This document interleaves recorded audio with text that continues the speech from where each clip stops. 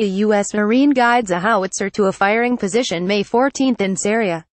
Sergeant Matthew Callahan. Marine Corps Defense Department officials were pressed Monday to explain inconsistencies between their official statements about troop counts in multiple war zones and statistics made publicly available on government-operated websites, discrepancies that raise questions about the deployment of U.S. forces worldwide.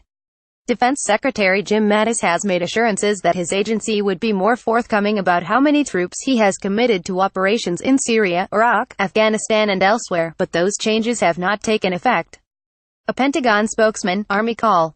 Rob Manning, said Monday there were about 500 U.S. troops in Syria, a number far short of the 1,720 listed in the most recent quarterly report furnished by the Pentagon's Defense Manpower Data Center.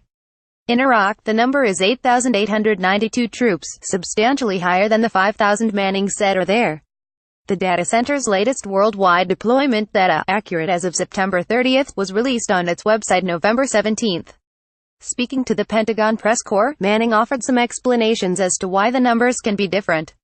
They can fluctuate, he said, as troops rotate in and out of a region. Sometimes, he added, political sensitivities and agreements may limit the public disclosure of troop levels in certain countries. Security concerns also make it risky to tabulate precisely how many troops are stationed in any given place, he said.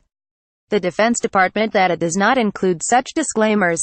The issue has taken on new significance since 4 American soldiers were killed October 4 in Niger, which hosts a U.S. drone base and relies on U.S. Special Forces for training and guidance in its struggle with Islamist militants.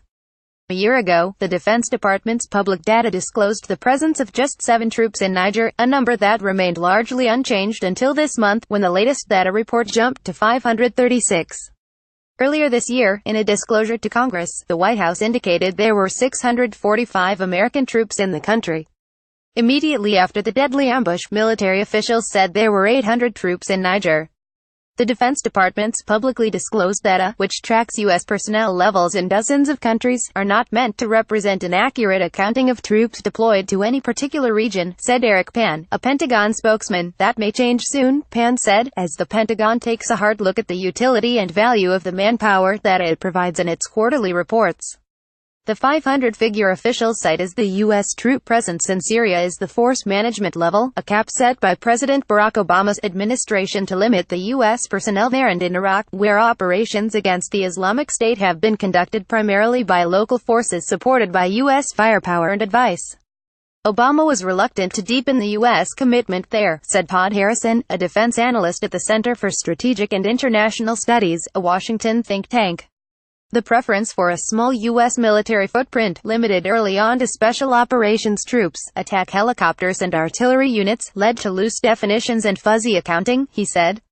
They didn't count all boots on the ground, he said, adding that officials in the Trump administration are still grappling with earlier practices that do not give a clear picture of where U.S. troops are deployed. It's given the public and Congress a false sense over how overstretched the military really is, he said.